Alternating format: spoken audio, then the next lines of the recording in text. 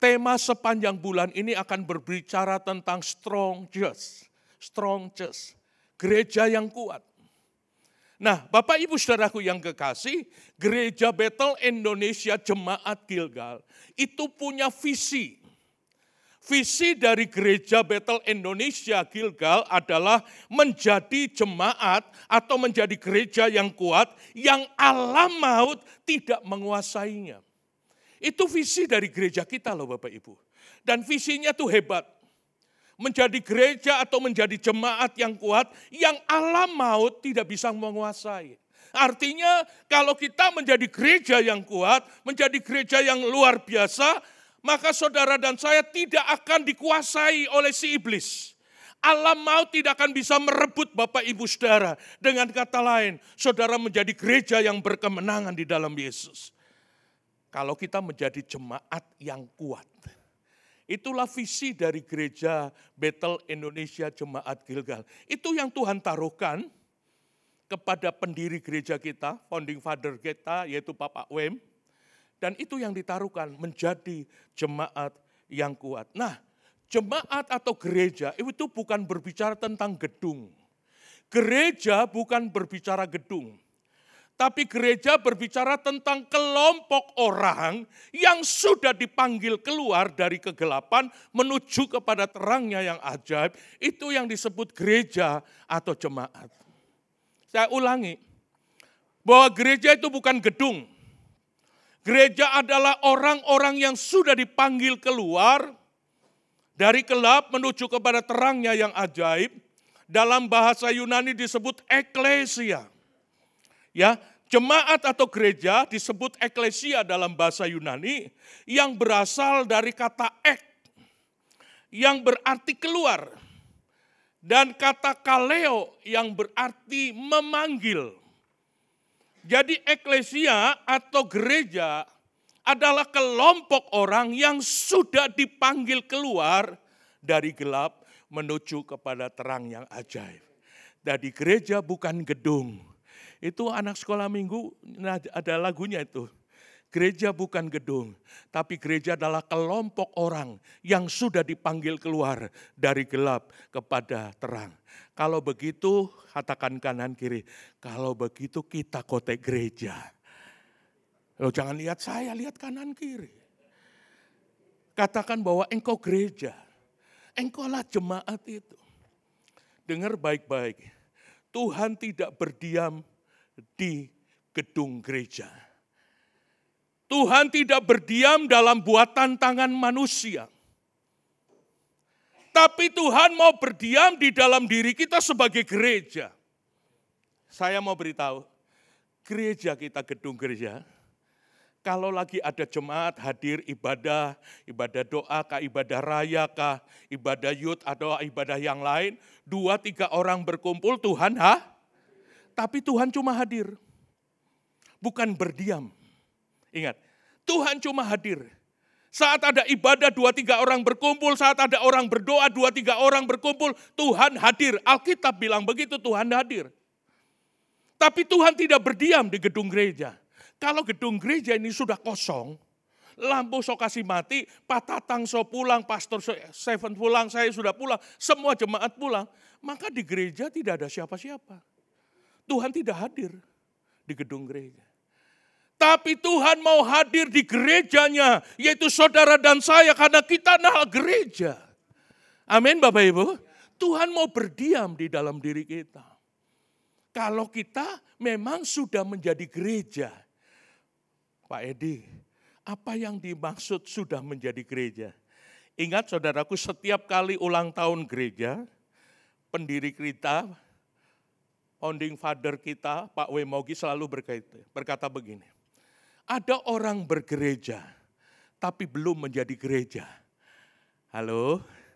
Ada banyak orang menjadi anggota gereja, bahkan bergereja, tapi belum menjadi gereja. Kenapa? Karena gereja itu perlu dibangun. Jemaat itu dibangun untuk menjadi gereja, menjadi tempat kediamannya Tuhan.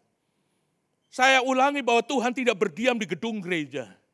Tapi Tuhan mau berdiam di dalam hidup saudara dan saya sebagai gereja Tuhan itu. Cuma persoalannya apakah Bapak Ibu sudah dibangun hidup kita ini menjadi gereja yang kuat. Saya ulangi Bapak Ibu, untuk menjadi gereja yang kuat, bukan bim salah bim, so tiba-tiba kita jadi kuat.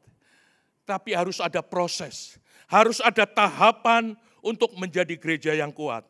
Tahapan yang pertama adalah saudara dan saya harus membangun gereja. Membangun hidup kita sebagai gereja yang kuat. Tema khotbah saya hari ini adalah membangun gereja yang kuat. Build strong church. Membangun gereja yang kuat. Di mana Tuhan mau berdiam dalam hidup saudara sebagai gereja Tuhan. Saudara, secara umum banyak orang berpikir gereja itu gedung atau organisasi. Tidak Bapak Ibu, ini gereja Tuhan. Tidak tahukah tubuhmu adalah bait Allah, rumah Allah, bait Allah. Cuma persoalannya apakah kita sudah dibangun menjadi rumah Tuhan, menjadi gereja yang kuat. Untuk mencapai visi gereja kita menjadi jemaat yang kuat, tidak bim salah bim. Tapi butuh proses, ada tahapan-tahapan yang harus kita lalui. Tahapan yang pertama adalah kita sendiri harus membangun hidup kita sebagai gereja yang kuat. Membangun diri kita. Mari kita lihat di dalam Matius pasal yang ke-16. Ayat yang ke-8. Ini yang ngomong bukan Pastor Edi Wanjoyo.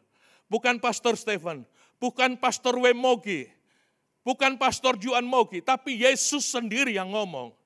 Di dalam Matius 16 ayat 8. Dan aku pun berkata kepada engkau Petrus, dan di atas batu karang ini, aku akan mendirikan. Mendirikan berarti membangun, betul Bapak Ibu?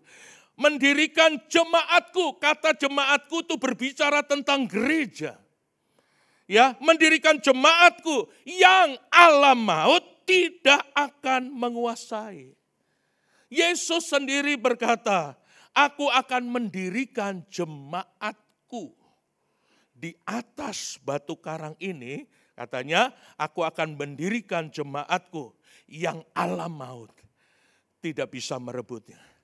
Bapak Ibu, Tuhan mau kita sebagai gereja, kita mendirikan gereja, mendirikan jemaat yang kuat, yang alam maut tidak bisa merebutnya. Alam maut berbicara kuasa iblis. Alam maut berbicara tentang kuasa kebinasaan.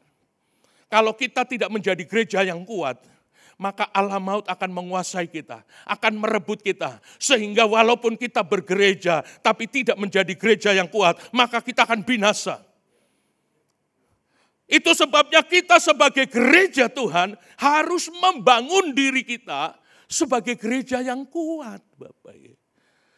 Bukan asal gereja. Makanya Pak Pendeta Wemogi berkata, ada banyak orang bergereja tapi belum menjadi gereja.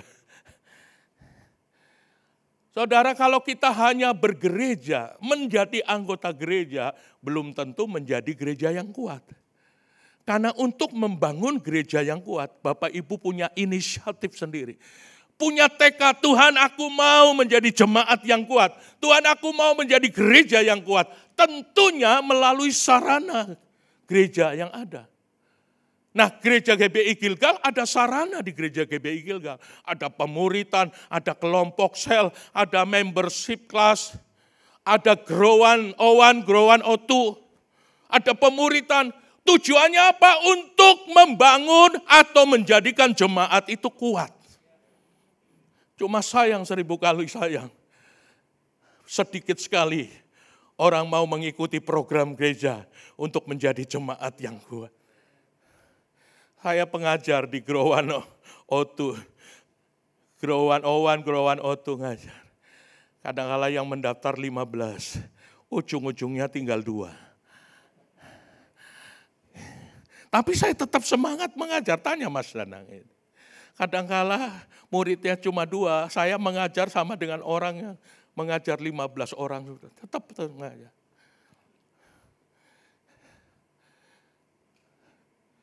untuk membangun jemaat yang kuat, itu bukan dari hamba Tuhannya, tapi pribadi kita sendiri.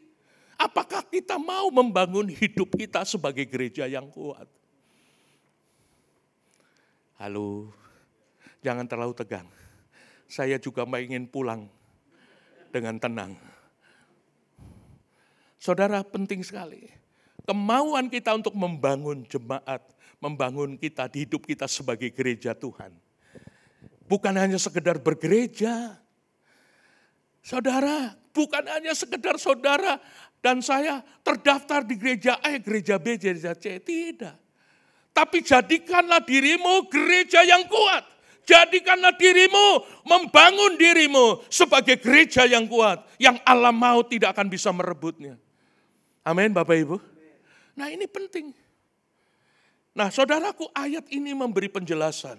Bagaimana cara kita membangun gereja yang kuat. Di sini dijelaskan dan aku pun berkata kepada engkau Petrus. Di atas batu karang ini. Di atas batu karang ini. Aku akan mendirikan. Aku akan membangun jemaatku. Yesus sendiri berkata untuk membangun gereja yang kuat. Maka fondasi harus batu karang fondasinya. Dibangun di atas batu karang. Mendirikan di atas batu karang. Bagaimana saudara bisa membangun gereja yang kuat kalau fondasinya nggak benar? Amin Bapak Ibu. Bagaimana kita membangun gereja yang kuat? Fondasi atau landasan atau dasar yang kuat. Dan dasar yang kuat itu adalah Yesus sendiri yang adalah batu karang. Kalau Yesus berkata, di atas batu karang ini aku akan mendirikan jemaatku. Dan siapakah batu karang itu? Dan batu karang adalah Yesus Kristus itu sendiri. Jadi saudara membangun hidupmu sebagai jemaat, jangan di atas kekayaanmu. Jangan di atas kepintaranmu, jangan di atas kecantikanmu, bukan di atas kegagahanmu, keahlianmu tidak. Tapi bangunlah hidupmu sebagai gereja yang kuat di atas batu karang. Namanya siapa Bapak Ibu? Yesus Kristus. Kita buktikan ayatnya di dalam 1 Korintus pasal 10 ayat yang keempat. Dan mereka semua minum minuman rohani yang sama. Sebab mereka minum dari batu karang rohani yang mengikut mereka.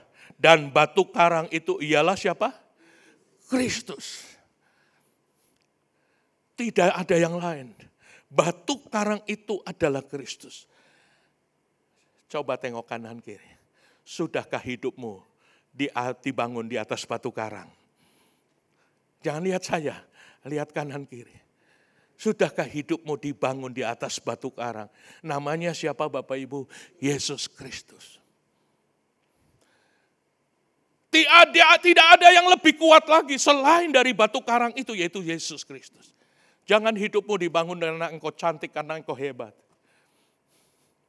Beberapa artis untuk tetap cantik mereka harus operasi sampai 21 kali. Yang paling terkenal 21 kali. Tapi tetap begitu usianya sudah 60, tabembeng. Melorot. Karena Alkitab berkata manusia jasmani semakin tapi manusia rohani kita jangan sampai melorot. Karena yang dibangun bukan manusia jasmaninya, tapi manusia roh, yaitu gereja Tuhan itu. Amin Bapak Ibu. Biar dioperasi 21 kali sampai akhirnya dia stres. Oh, biar operasi 21 kali, tetap keriput. Ya, tetap kelopak mata ini tabembeng. Akhirnya dia overdosis dan mati. Kenapa? Karena hidupnya dibangun berdasarkan kecantikan, kekayaan. Saya mau tanya, kekayaan kita boleh masuk surga? Ada ilustrasi nih. Karena ini orangnya kaya banget nih ya. Waktu meninggal, di petinya itu, ditaruhlah emas batangannya yang dia simpan. Ada 10 kali. Lalu akhirnya waktu dia sudah meninggal, dia bawa sampai di sorga. Itu emas batangannya 10, 5 kilo, 5 kilo. Tapi begitu dia mau masuk di pintu sorga, dia kaget. Lantainya saja. Apa Bapak Ibu? Emas murni. Emas murni, lantainya emas murni. Dindingnya permata. Ada permata yaspis, ada zamrud, ada krisopras. Saudara baca kitab Wahyu. Lantainya terbuat dari emas. Dindingnya penuh dengan permata-permata. Mungkin kita nggak pernah lihat yang namanya zamrud bagaimana. Batu yaspis bagaimana. Krisopras bagaimana. Kita nih tahu. Itu maka dia malu. Maka emasnya dibuang di depan pintu sorga. Lalu tiba-tiba ada pengumuman, jangan buang sampah sembarangan. Ilustrasi, joke saya. Sampah itu, halo. Ada pengumuman jangan buang sampah sembarangan. Padahal yang dibuang emas 10 kilo. Saudara dengar baik-baik, jangan bangun hidupmu di atas yang lain, selain di atas batu karang yang teguh, namanya Yesus Kristus Tuhan. Nah, Alkitab mengajar kepada kita, untuk hidup kita itu dibangun di atas Dia. Jemaat atau gereja diperintahkan untuk dibangun di atas Dia, yaitu Yesus Kristus. Kolose pasal 2 ayat yang ke-7 berkata begini Bapak Ibu. Hendaklah kamu berakar di dalam Dia, dibangun di atas Dia. Kita berakar di dalam Dia dan dibangun di atas Dia. Hendaklah kamu bertambah teguh dalam iman yang telah diajarkan kepadamu dan hendaklah hatimu melimpah dengan syukur. Jadi hidup saudara dan saya harus dibangun di atas Dia, fondasi yang kuat yang namanya Yesus Kristus Tuhan itu. Tidak ada fondasi lain. Amin Bapak Ibu. Jangan dibangun dengan keakuan kita. Jangan dibangun dengan keinginan daging kita. Kan banyak orang membangun hidupnya semau gue. Kita mau siapa mau larang. Orang Jakarta bilang semau gue dong. Hidup-hidup gue. Uang-uang gue. Iya. Itu semua gue seenaknya sendiri. Padahal Alkitab mengajar, biar hidupmu sebagai jemaat Tuhan dibangun di atas batu karang yang teguh, Yesus Kristus. Di dalam 1 Korintus pasal 3 ayat 11, lebih jelas lagi dikatakan begini. Karena tidak ada seorang pun yang dapat meletakkan dasar yang lain daripada dasar yang telah diletakkan. Yaitu siapa saudaraku? Yesus Kristus. Haleluya. Dulu saya sebelum bertobat, saya membangun hidup saya dengan kesenangan duniawi. Kalau siang main judi.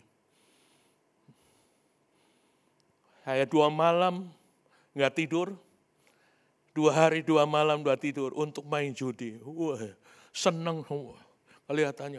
Padahal muka pucat. 2 hari nggak tidur. Saya sudah nggak pernah bersaksi kepada istri saya dan istri saya tidak pernah sakit hati.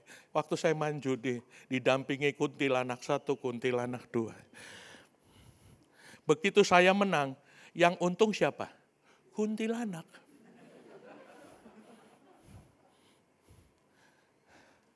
Oh ya Pak ya, luar biasa hidup saya dulu. Main judi, pesta pora, di night club, belajar masuk neraka.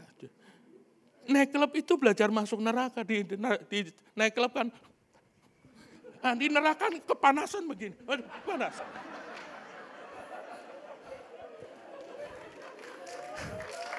Halo. Jontra. Itu dulu. Sekarang tidak. Setelah bertobat saya membangun diri saya di atas Yesus Kristus Tuhan. Batu karang yang teguh. Kenapa tujuannya? Supaya menjadi jemaat yang kuat. Supaya Allah mau tidak merebutnya. Tapi dari diri kita, usaha kita membangun. Sebagai jemaat yang kuat. Membangun. Gereja sudah memberi sarana. Loh kurang apa nih GBI Gilgal sarananya? Saudara, saya sudah KKR di mana-mana nih Bapak Ibu. Waktu itu saya gabung di GBI Gilgal. Saya sudah KKR di mana-mana. Saya sudah bikin seminar di mana-mana. Di Papua, di Kalimantan. Tapi begitu masuk Gilgal. Ikut New Life. Oh iya ikut New Life. No, jadi peserta. Dan peserta yang lain ada yang, Pak Edi kan pengkhotbah. Kenapa ikut New Life? Enggak apa-apa, saya memang bergabung di Gilgal. Mas saya ikut New Life. Bem juga berkata, ikut SHB dulu namanya SPK. Sekolah Pekerja Kristus, sekarang disebut Grow 1, Grow 2 itu. Dulu namanya SPK, Sekolah Pekerja Kristus. Kamu ikut SPK ya supaya setelah itu kamu bisa ngajar Iya ikut SPK. Duduk jadi murid. Jadi murid di SPK. Diajar Bem yang ngajar sendiri. Ini persoalannya saya sudah hamba Tuhan. So melayani kemana-mana. Kalau saya pakai tanduk gimana? Untungnya tanduknya dipatahkan waktu bertobat. Tanduknya dipatahkan dalam nama Yesus. Makanya kemarin waktu di New Life ada senior-senior. Saya apresiasi Bapak Ibu. Senior-senior yang hebat, yang luar biasa. Saya dulu ngalami hal sama. Ikut Grow 1, Grow 2. Baru setelah itu kamu ngajar ya. Mulai ngajar. Mulai ngajar New Life, mulai ngajar Grow 101. Saudara, penting sekali bagi membangun jemaat yang kuat. Yesus sendiri berkata, hendaklah engkau bangun di atas Dia. Dan dasar yang kuat adalah Yesus Kristus Tuhan. Lalu persoalannya bagaimana caranya kita membangun di atas batu karang tersebut. Membangun hidup kita di atas Yesus Kristus adalah batu karang. Kan Yesus Kristus ada di sorga Pak Pendeta Edi. Bagaimana caranya saya membangun di atas Yesus Kristus yang adalah batu karang. Dengar baik-baik. Pada saat Bapak Ibu mendengar firman Allah dan mentaatinya, maka Bapak Ibu sedang dibangun di atas Dia. Karena Yesus adalah firman. Firman adalah Yesus. Jadi bagaimana kita membangun di atas batu karang? Mendengar dan melakukan firman Tuhan. Kenapa demikian? Kita baca Yohanes 1 ayat 1 dan 2. Pada mulanya adalah firman. Dan firman itu bersama-sama dengan Allah. Dan firman itu adalah siapa?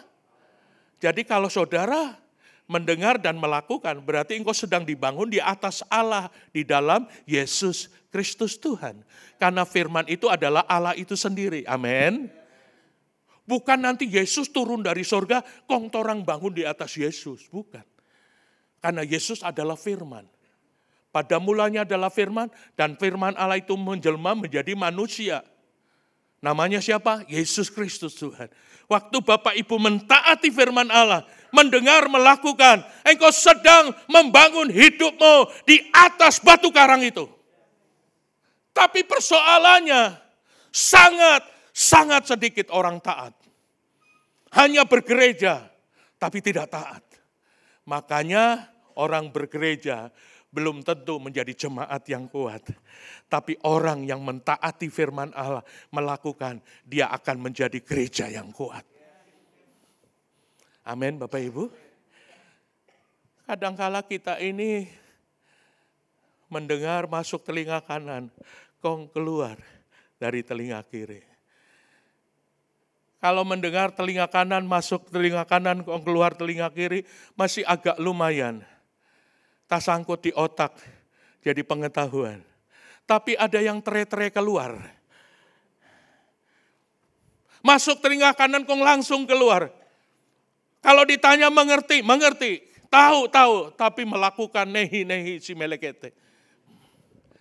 Makanya tidak heran, orang tidak menjadi jemaat yang kuat. Tidak dibangun di atas dia, yaitu firman Tuhan itu. Amin Bapak Ibu. Jadi pentinglah waktu kita mendengar melakukan firman Tuhan, maka kita sedang membangun rumah yang kuat. Injil Matius pasal 7, ayat ini populer. Apakah kita jemaat yang bodoh atau bijaksana? Orang yang bijaksana mendengar, lalu melakukannya. Matius 7 ayat 24 berkata, setiap orang yang mendengar perkataanku ini dan melakukannya, ia sama dengan orang bijaksana yang mendirikan rumahnya di atas batu. Kemudian turunlah hujan, datanglah banjir, lalu angin melanda rumah itu. Tetapi rumah itu tidak rubuh. Kenapa? Kuat. Sebab didirikan di atas batu. Ayat 25, ayat 26, 27. Kebalikan orang bodoh. Mendengar tapi tidak melakukan. Sama dengan orang yang bodoh yang mendirikan rumah di atas pasir. Enggak ada fondasinya. Enggak ada dasar yang kuat. Persoalannya sama. Datang badai, datang tofan, datang angin, datang banjir, rubuh tuh rumah. Saudara dengar baik, anak Tuhan bukan anak Tuhan, persoalannya sama di dunia. Coba saudara ke pom bensin. Lalu keluarkan jemaat, saya jemaat GBI Gilgal. Berarti pertalite-nya harga 6.500, saudara diusir keluar dari pompa minyak. Tetap harganya sama, 10.000. Betul saudara? Beli beras harganya sama. Ada masalah, ada tantangan semua global, kita juga sama. Kemarin corona kan sama semua kena juga. Di seluruh dunia hampir semua ada. Oh, ini penting sekali Bapak Ibu.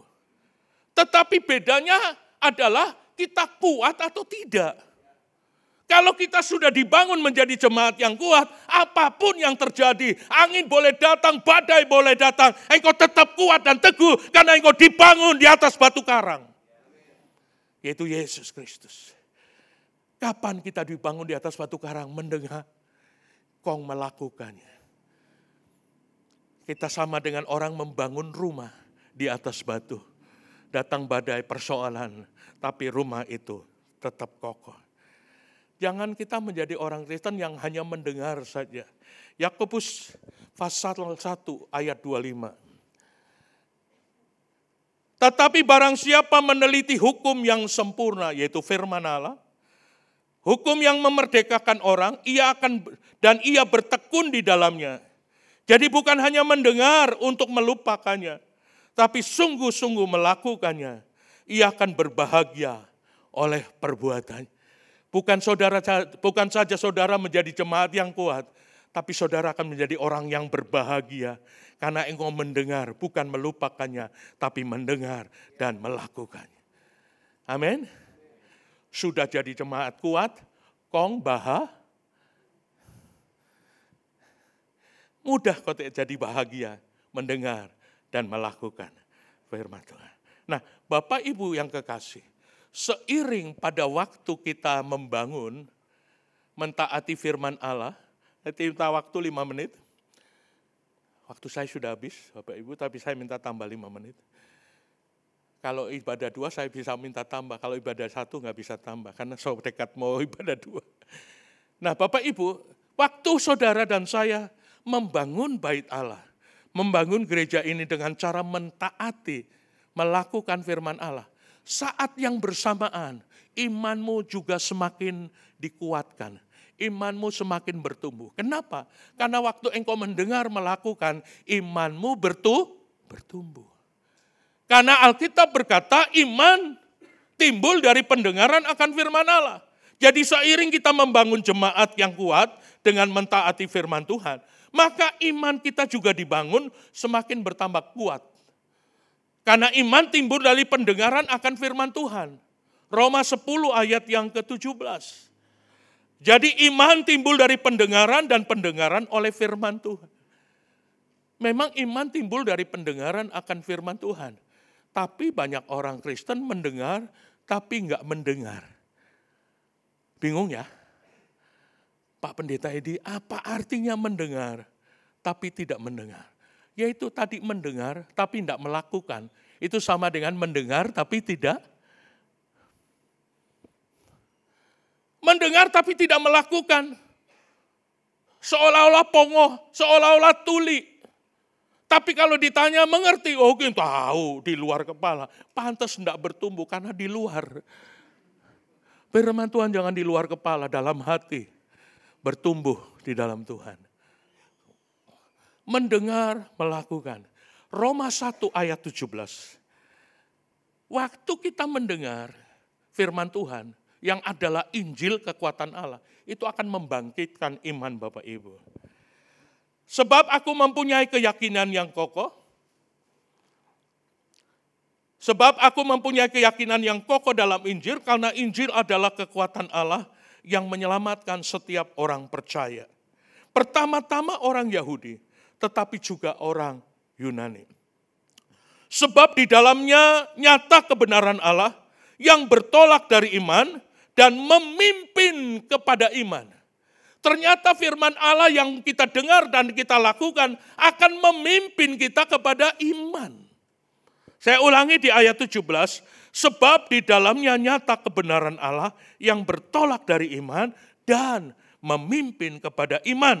Seperti ada tertulis orang benar akan hidup oleh, ilustrasinya begini. Saya mendengar, saya melakukan, maka iman saya dipimpin karena sudah mendengar. Mendengar, melakukan, iman saya dipimpin. Mendengar, melakukan, iman saya dipimpin. Sehari lepas sehari. Sehingga iman kita strong. Iman kita bukan statis. Tapi iman kita semakin kuat. Semakin kuat pada saat kita mendengar dan melakukan firman. Tolong tim PW boleh masuk. Kenapa banyak orang Kristen imannya tidak kokoh, tidak kuat? Karena cuma mendengar, tapi enggak jadi pelaku firman. Jadi waktu saudara sedang membangun gereja yang kuat, maka secara beriringan imanmu juga semakin bertumbuh. Jadi Bapak Ibu, gereja yang kuat, maka iman juga kuat. Amin Bapak Ibu. Kalau gereja kuat, maka iman kita juga kuat. Tapi sebaliknya, kalau gereja kita lemah, kalau kita menjadi gereja yang lemah, imannya juga lemah. Makanya mari bangun gereja. Bangun diri kita sebagai gereja yang kuat. Jangan peduli dengan orang lain. Tapi bangunlah dirimu sebagai gereja yang kuat. Jangan cuma sekedar menjadi anggota gereja. Jangan sekedar kita bergereja. Tapi kita tidak membangun diri kita sebagai gereja yang kuat. Dengar Bapak Ibu, lambat atau cepat, gereja Tuhan akan mengalami goncangan demi goncangan. Amin Bapak Ibu. Di akhir zaman goncangan demi goncangan akan terjadi. Tapi kalau engkau dibangun di atas batu karang dan menjadi gereja yang kuat, goncangan demi goncangan terjadi. Tapi engkau tetap kuat di dalam Tuhan. Engkau berkemenangan di dalam Tuhan. Mari Bapak Ibu bangun dirimu sebagai gereja yang kuat. Saya undang kita semua bangkit berdiri. Dimanapun engkau berdiri, mari kita berusaha untuk merenungkan diri kita. Sudahkah engkau menjadi gereja yang kuat? Sudahkah engkau membangun dirimu sebagai gereja, sebagai jemaat yang kuat, yang alam maut tidak akan bisa merebutnya? Tidak ada seorang pun yang tahu dirimu, kecuali engkau sendiri dan Tuhan.